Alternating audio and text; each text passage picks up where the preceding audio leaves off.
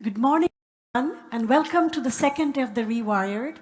Before we start the session, I really want to take this opportunity to thank Dubai Cares for organizing this amazing session. And what a beautiful venue and what an inspirational place to be. So good morning, everyone. Welcome to the session called Spiders to Starfish, Why Decentralizing in Education Works. So we have an exciting panel with quite a few esteemed guests here, and we will be exploring how can the decentralized system in education, especially with accelerated learning models work, and we'll give examples from West Africa, and we'll examine how these approaches work, especially in the crisis context. So the speakers for this session today are digitally my good friend, Titus Tenga, who is the International Director of Strama Foundation, will be joining us. Good morning, Titus. We will also have another esteemed guest. She has flown all the way from Burkina Faso, Marjorie Chiron. She is the head of cooperation of the Embassy of Canada to Burkina Faso and Benin. Welcome. We would also have another guest, Mr. Amir Bokovic. He's the Acting Chief Product and Partnership Officer of Islamic Development Bank. We look forward to having him here soon. And the fourth speaker is Gert Hannah Fonsen. She's the Policy Director in the Department of Education and Global Health in NORAD. She'll be joining us digitally as well. Welcome, Gert Hannah. And last but not the least, my good friend, Moniratu Isafu. She is the Director of Partnership in Plan International Ghana. She's also joining us. So welcome to the panel. Before we start talking to the panel members, I just wanted to share a few remarks. This is an unprecedented times. The global pandemic has ravaged rich country, poor country, middle-income country. And what is interesting about this health pandemic, it has actually laid bare open the inequalities. And the children, especially the girls who are from marginalized communities, have been severely affected. Over 20 million girls may never actually come back to school. At the peak of the pandemic, where over 1.3 billion, over 90% of the children were not in school, out of which 20 million girls may never come back. The risks of early forced marriage, early pregnancy undermines all the gains that we have made over the last decades on gender equality and making sure the girl have a social, political, and economic opportunities and rights. All of those are at risk. And COVID is not just one crisis. There's a whole food crisis in many countries. There's a climate crisis and conflict. So these multiplier conflicts have started questioning, do we have the right educational model? Is this fit for a crisis and fit for adverse circumstances? So this, we need to look at and think through what kind of education system do we need and what kind of the approaches can education be during the crisis context. So we need a system that's adaptable, that's quick, and does not leave out children, especially the girls, out of the system. What is interesting in this COVID crisis, many of the children who have families from better off families, they were able to join digitally. But that's not possible for millions of children over the world. Over 700 children actually do not have an internet connection. So this digital connectivity is great, but think about those children who are barely making into classes now. They don't have access to it. So for these kind of crisis situation, we need an education methodology and an approach which can be flexible and can reach those children who do not have access to digital or any other mechanism. So this brings to our panel. What is spiders to starfish? These terms were actually first used by Lan Pritchett. He's from the Oxford University, and he has compared the education system to spiders and starfish. Spiders basically is about a centralized education system where the centralized bureaucracy at the top does all the controlling and makes decisions. That has been amazing in bringing millions of children to school. but it has also its drawbacks. Whereas the starfish example is that having the arms of the starfish respond to individual stimuli. So instead of having a centralized, controlled education system, the example of Starfish is about decentralized options where teachers and communities and different sub-district groups of education can take their own decision. So this methodology is exactly what we are calling as a Starfish. It's about testing new approaches of accelerated learning and bringing education to children, especially girls in crisis context. So in this panel today, we'll be talking about an example that we have been piloting. It's called Speed School. It's working together with our esteemed partner, Stroma Foundation, and it has been funded by the Global Affairs Canada in Burkina Faso. And this approach has really helped to reach during this time of COVID crisis when schools were shut down. So before I go into describing and talking to our esteemed panel about this project, we would like to show you a video from the project in Burkina Faso to get it started. Can we have the video, please?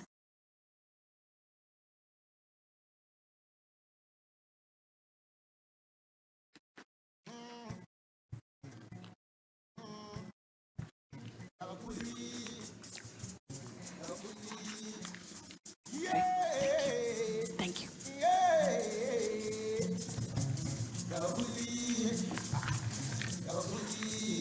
Please look at that camera. That's your camera.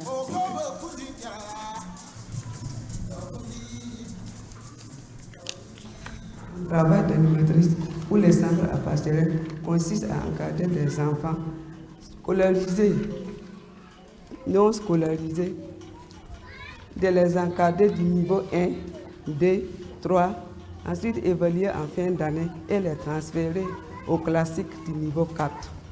J'ai 32 apprenants qui sont tous des déplacés internes, 16 filles, 16 garçons. Et il y a 3 éléments qui ont allé à l'école, sinon les restes, les 29 n'ont pas eu accès à l'école.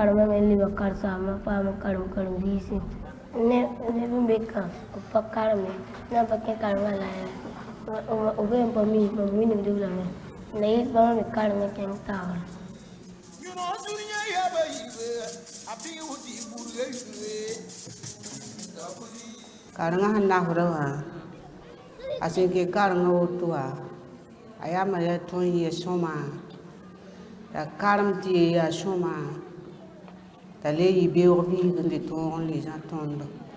Ton ndat manu konu, ton ndat mbate moro dente nuru kelu pam tero karanga ponjin tili ya ru bata karanga ta teso hatti kenga tawre. Ni kana danu wa kana lare Les cours débutent en langue, 45 jours. Après, maintenant, on entame la phase française. Ils veulent apprendre, ils ont la motivation, ils veulent. C'est que c'est à travers le bic là, la façon d'appeler là, c'est ça qui cause problème. Chaque fois, je les aide, je les montre, il faut s'asseoir comme ça, il faut attraper les bics comme ça. Voilà, sinon, je sens qu'ils veulent. Mais, comme c'est le début, c'est pas facile. Sinon, je sens qu'ils veulent. Ils n'absentent pas, chaque fois, ils sont présents. Des fois, même, c'est eux-mêmes qui m'appellent. Que madame, viens vite, on est là.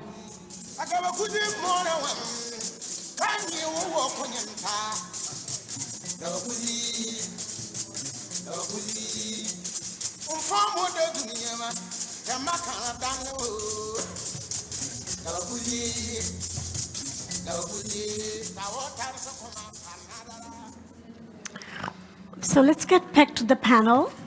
I would love to talk to my first guest, is Titus Tenga. He's the International Director of the Stroma Foundation. Welcome, Titus. He's joining us digitally. Titus, my question to you is, we would love to hear from you more about the Speed School and the history of how you came about. Thank you, Titus. Would you like to speak?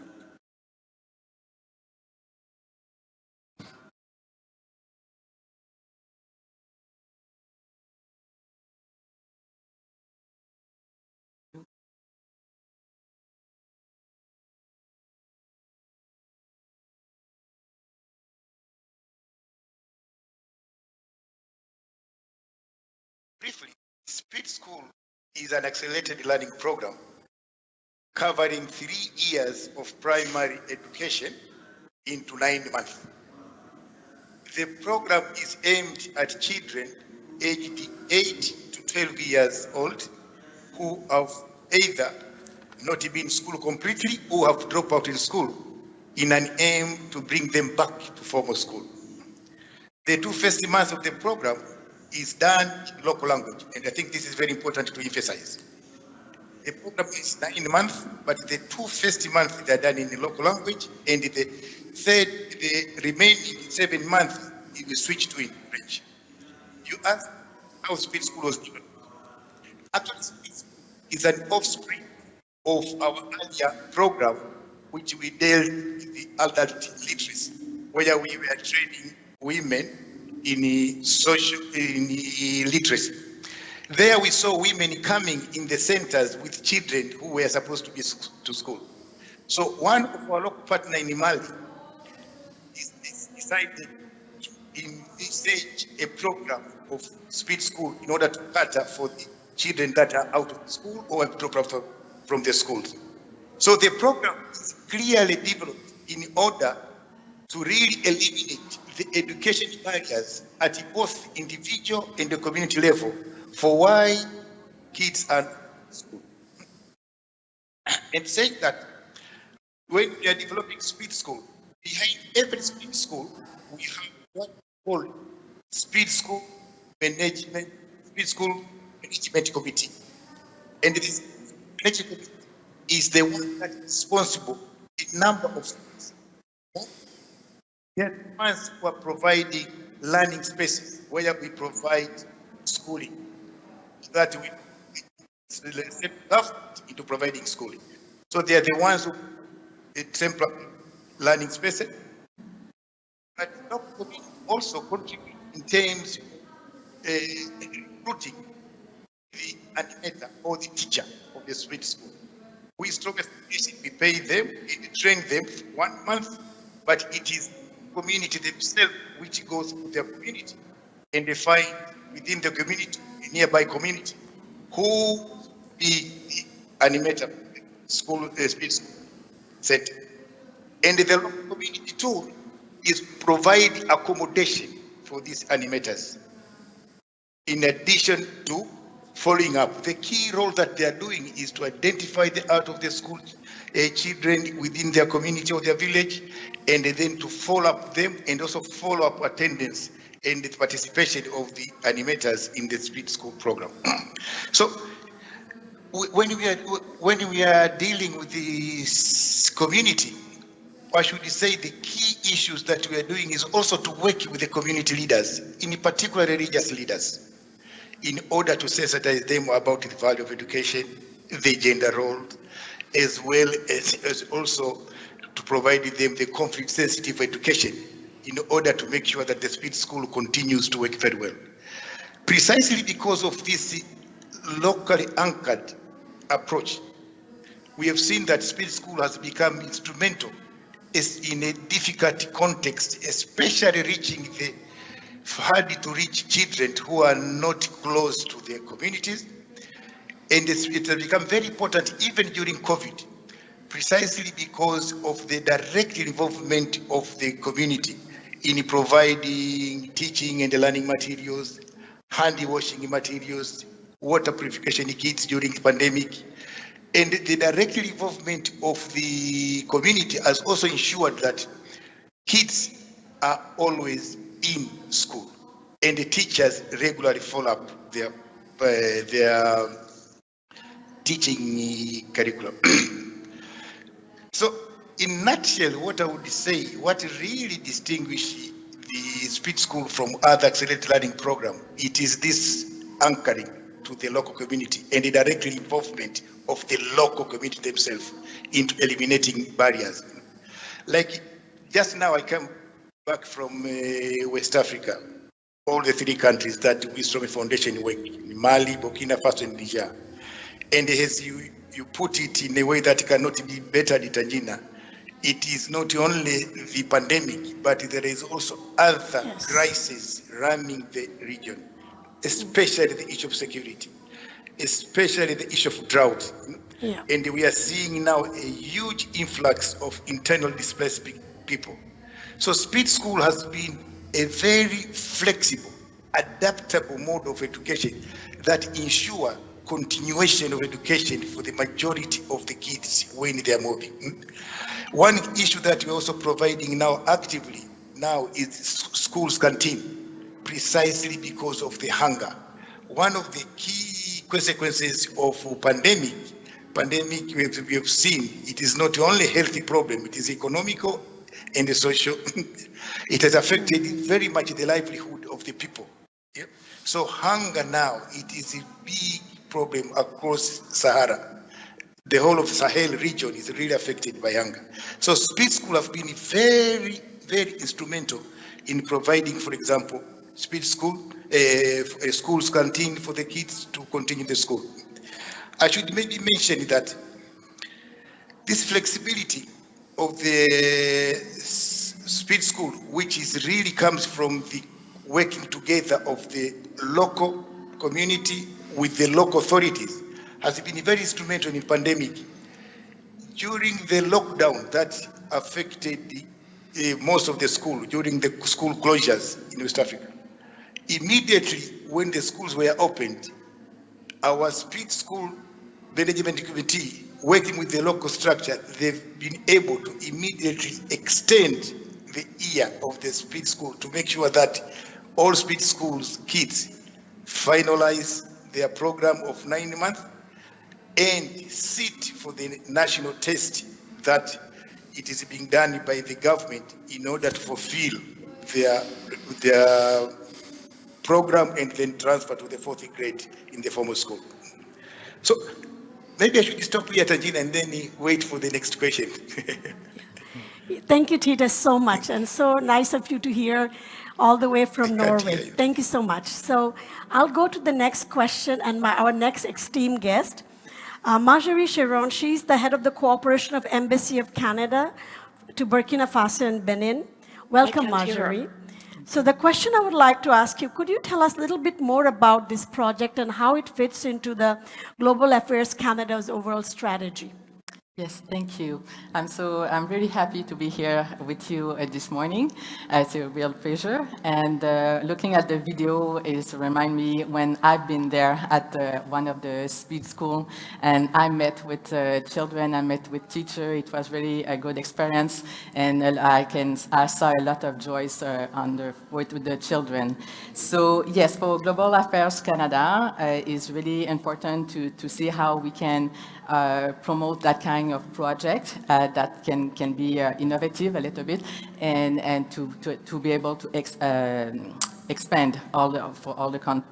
So under Canada presidency at the 2018 G7 summit at Charlevoix, world leaders committed to putting girls and women at the heart of the agenda by supporting quality education and skill training for girls, adolescent girls and women in fragile, crisis and conflict-affected situations, including refugee, displaced people and returnees and people with disability. Oops, sorry. So at that summit, Canada committed 400 million Canadian dollars for girls and education in conflict and fragile state, including Burkina Faso. So Canada, with collaboration with the government of Burkina Faso and trusted partners, we put efforts together to ensure hundreds of thousands internally displaced children, girls, access to quality education. So that project is part of the global G7 commitment. And of course, it was really important to be aligned with the government Burkina Faso strategy for education on emergency to make education system more resilient and to face ongoing security crisis. As you know, Burkina Faso is challenging a lot of crises, like you said, COVID, but also security. We know the number of displaced population is going up and is more than 1.4 million as today. So we work through the government and especially with the Ministry of National Education, Literacy and Promotion of National Language to make that project relevant for the Burkina Faso and align with their strategy. So this project with the Plan International and Shalom Foundation is also aligned with Canada Feminist International Assistance Policy, and that policy supports equal educational opportunities for women and girls in developing countries. So the purpose of this policy is to remove barriers, especially for girls and women, to be successful in life and on their community. To support program advocacy efforts to help women and girls get training and education needed to succeed, and ensure school facility or welcoming spaces response to specific need of girl. And also to support program and partners that help those who missed out on opportunity to complete quality education. So that's the base of the feminist policy. And it was, and this year Canada launched also the campaign, Together for Learning campaign, which is an international campaign to promote quality education and lifelong learning for children and youth that are internally displaced or living in host community where refugee or displaced people are staying. That's really important to not forget the host community as well, because they are facing a lot of challenging. So this campaign was launched this February. It's a 3 years campaign to ensure that all children have access to quality education and that nobody gets left behind.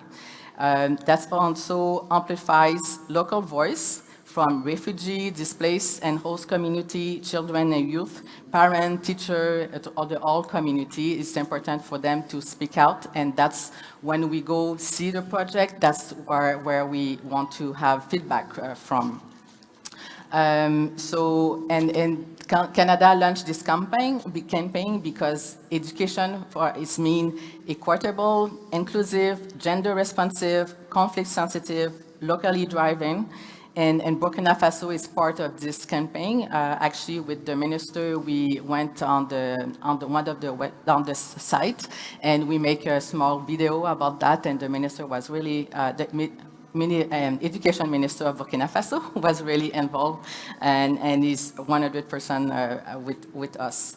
So this campaign is really for everyone, and I invite you to look on the website and see how you can contribute as well. So I will stop there. Thank you so much. That was great. We will look forward to talking to you more later if we get time. I'm going to be speaking to Mr. Amir Bokovic. Welcome. He's the Acting Chief Product and Partnership Officer in Islamic Development Bank. Welcome. Thank you. Would you be able to speak a little bit more about Islamic Development Bank's strategy for West Africa to reach out of school children? First of all, thank you very much for inviting us on this panel. It is our honor to be at this distinguished level.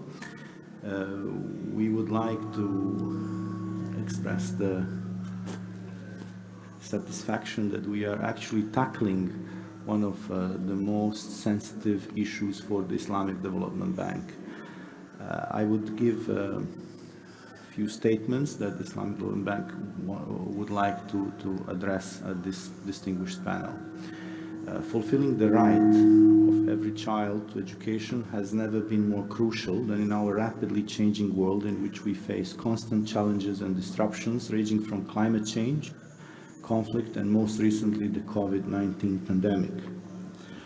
Although these challenges are global, its impact is disproportionately felt across countries and between regions within countries, with the least developing countries and remote rural communities the most affected, respectively, thereby widening the inequalities.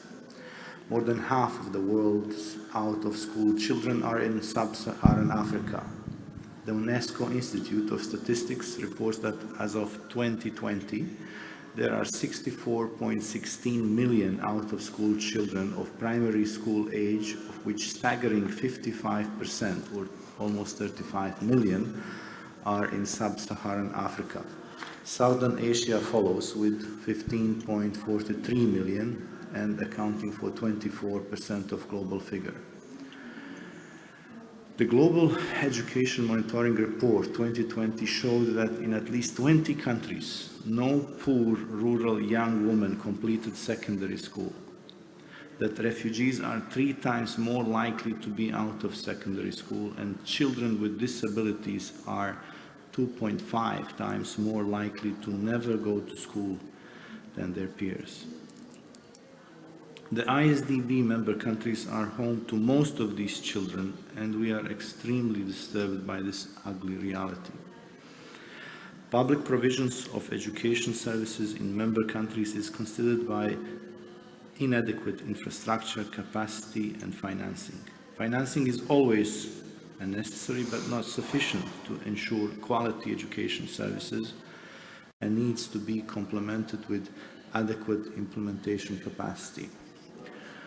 The Islamic Development Bank out-of-school program aims at accelerating efforts to enroll and retain out-of-school children through a tripartite partnership involving ISFD and its partner financiers, education above all, government and non-state actors, UN agency, NGOs, philanthropists, foundations. The partnership leverages ISFD concessional loans to government within EAA grant resources and expertise of non-state actors, who are delegated the operational management of the schools against defined outputs and outcomes. Given the importance of the civil society engagement in development and in multilateral development institutions, Islamic Development Bank has also adopted its policy for civil society engagement. The latter calls for better engage with them through collaboration, partnership, dialogue, and some consultation, and across a set of principles that are in line with its mandate and values. The bank experts its most efforts through flagship initiatives such as out-of-school children to deploy traditional and non-traditional financing instruments and partnerships within its vision and strategic directions, particularly the recent commitment to greater civil society participation in bank operations at all levels. In that framework, local and international NGOs, civil society, and UN agencies have over time demonstrated the ability to deliver effective programs in remote communities where public operations and services are either suboptimal or non-existent. They deliver proven, accelerate, innovative learning approaches and strategies to reach out to hard-to-reach communities and children. The program selects implementing partners that show evidence of accelerate alternative programs that have been tested, reviewed, and endorsed by the country for adoption and scaling up. The program started in Mali, where Education Development Center is its implementing partner. 2 other projects have been appraised in Burkina Faso and Kaduna State in Nigeria and have identified Storm and Save the Children respectively as implementing partners. Meanwhile, consultations are ongoing with Plan Canada for engagement in Niger. Thus, the program enhances and delivery mechanisms for quality educational services and targets financing for those left behind, creates partnership to share knowledge and expertise to collectively leverage our abilities to reach out to the hard-to-reach children.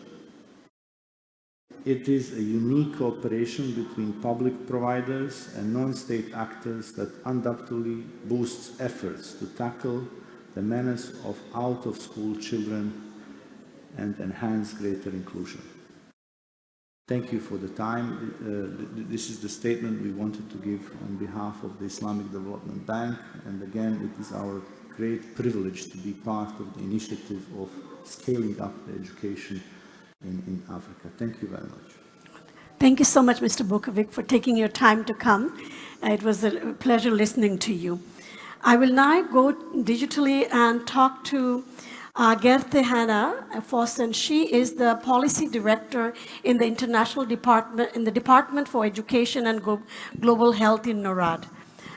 Could you please tell us, Gerthe Hanna, what would be the more ideal approach in terms for NORAD, and how have you been involved with the development over the years? Thank you very much, Sanjina, and thank you so much for inviting NORAD to join the panel today. I would have loved to be in Dubai, of course, rather than virtually, but very thankful to have this opportunity to join you virtually.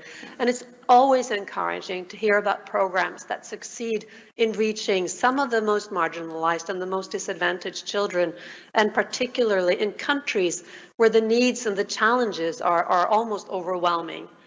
Sanjina, you outlined when you started the dire situation of education globally and how the pandemic threatens the progress made over the past decades.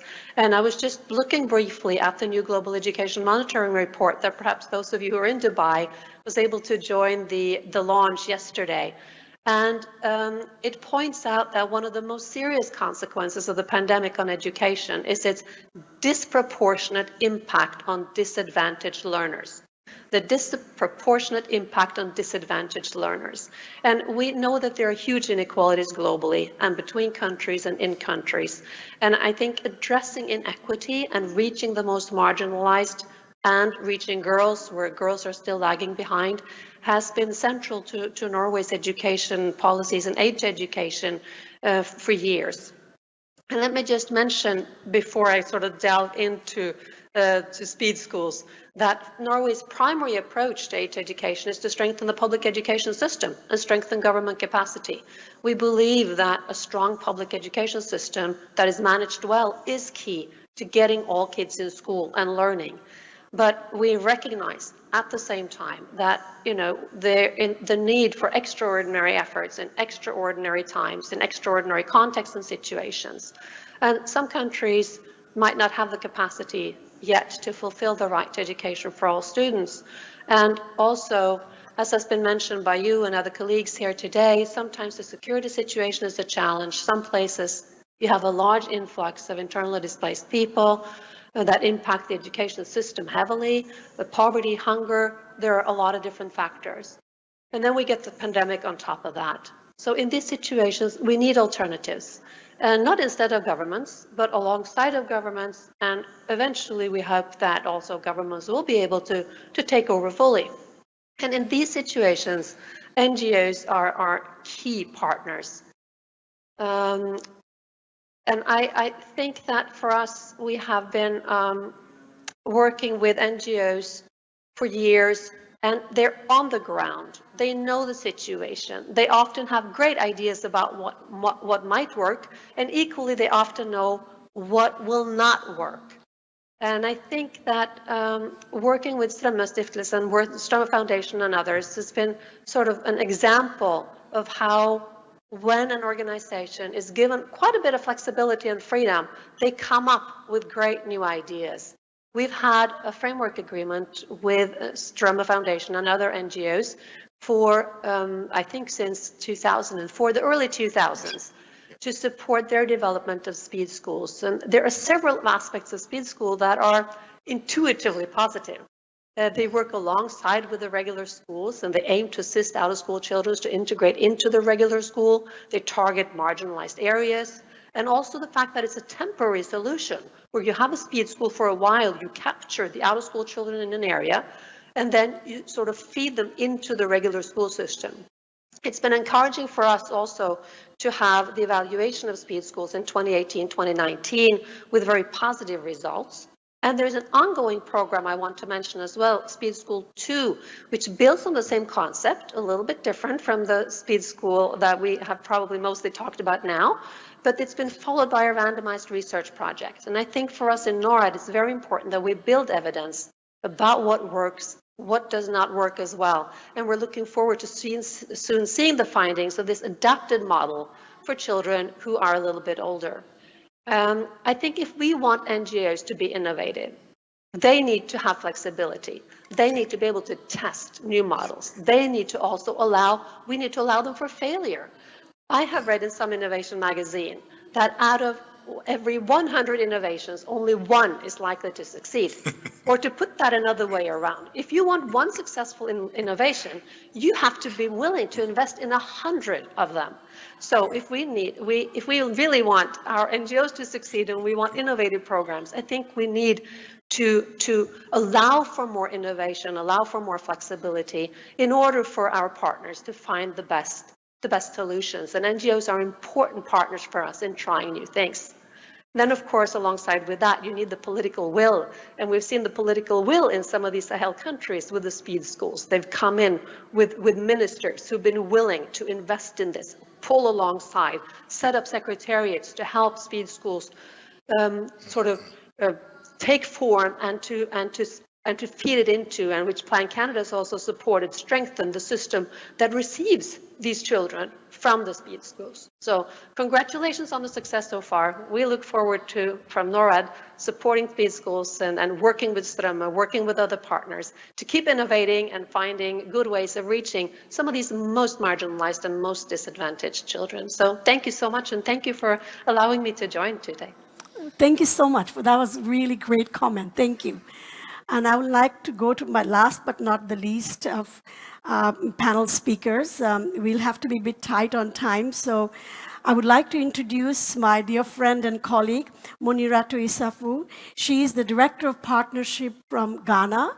And they have a similar, but it's called different, and I would like Moniratu to talk a little bit about the model that they've implemented in Ghana. So could you tell us a little bit about the CBE, as the model is called, and explain a little bit how you did this program in Ghana? Thank you very much for the question. Yes, so what is known as SPEED in other countries is referred to as complementary basic education in Ghana. And the model that has been implemented in Ghana is a very well-tried and tested model. It started over 2 decades ago when non-state actors, mostly NGOs, realized that there were a lot of school children who were being left out of school, a lot of school-going, school-age children who were being left out of school. So this model was used to bring them on board. It's a 9 months kind of a very intensive learning that is provided for students, after which they are integrated into the main school system. So you are able to sort of reduce basically 3 years of learning into 9 months, give them intensive tuition. And this is done mostly in the local language. So it gives them the opportunity to really learn in their own local language. And then they are moved to be integrated into grade 3 in the regular school system. As I mentioned earlier, this is a system or a model that really developed from the bottom. It's a very much bottom-up model that worked very well on the ground. And due to the successful nature of it, it was finally integrated into, mainstreamed into the government system. So it's a very good example of how NGOs or non-state actors can really test models, try, test it, have evidence that really shows that it works, and then work with governments to actually mainstream it so that it is scaled to provide more opportunities for more students. In Ghana, we are told that over 450,000 students are out of school. And if it's not because of such a model, it's going to be difficult to get all of them to go into school, because most of them have even passed, they are very much over age for their grades and have difficulty in sitting in the same classrooms with students who are basically very younger than them in age. So this model gives them the opportunity to get that kind of introduction, and then they are integrated. And from our experience as Plan International, we've realized that most of the students, when you integrate them, they're actually able to compete very well in terms of learning outcomes with the mainstream students, which means that this really works. And one of the values that Plan International Ghana also adds to this in its implementation of this model is the fact that we really look at it from the gender angle.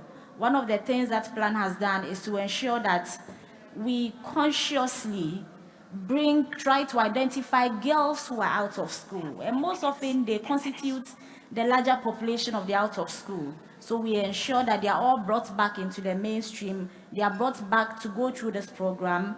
The program is made very flexible so that the girls who have otherwise a lot of chores to do at home, they are still able to find time to come in because the timing is made such that it's suitable for them to join. And then we also ensure that we use very gender responsive approaches in the teaching to ensure that it gives them the opportunity, they feel very comfortable to learn in that system and then be integrated into the regular school. And what I would also want to even add is the fact that the way that this model has really worked, and then government took it over. Government has also not, government has put in a lot of effort in this regard with the whole policy being developed to actually regulate that area to ensure that there's a very standardized way of implementing this. And this was based on what government learned from non-state actors. And non-state actors, including Plan International, were very much involved in even developing the policy. And apart from this also, government has set up a whole agency for complementary education, which shows the level of importance that is attached to this. And that is an agency that Plan International Ghana also works very closely with. So CBE has worked very well in Ghana, and Plan International Ghana has been the leading implementers of this model. Thank you. Thank you so much. I wish we could carry this conversation much longer. It's such an important topic. Before I close, I would love to thank all the panel members for making time. This topic is personally very close to my heart because I was a refugee. And years ago, as a girl and a refugee girl, I myself went through these accelerated learning program. And I'm sitting here right now in front of all of you that shows what these kind of non-state actors and what kind of accelerated and Spielskut kind of models can really work. I wouldn't be here. I would have stopped working and maybe have been married off at the age of 15 and 16 as it happens in many parts of South Asia. So thank you so much. And the more we discuss these kind of methodologies, we need to get better at finding alternative ways of reaching the hard-to-reach marginalized, especially the girls. And I'm very sad to say that COVID is not the last pandemic. I'm an epidemiologist by training. We know this is one, there'll be more pandemics to come. COVID and the climate crisis, the conflicts, the hunger crisis you have talked about. The education system has to be resilient, has to be decentralized, and it has to take into account of those communities that's serving. And without these kind of flexible approaches, alternative methods, we will not be able to reach millions of children, especially girls. So thank you so much for joining, and look forward to this topic and look forward to discussing more about it. Thank you so much. Can we give a big round of applause to the speakers here? Thank you.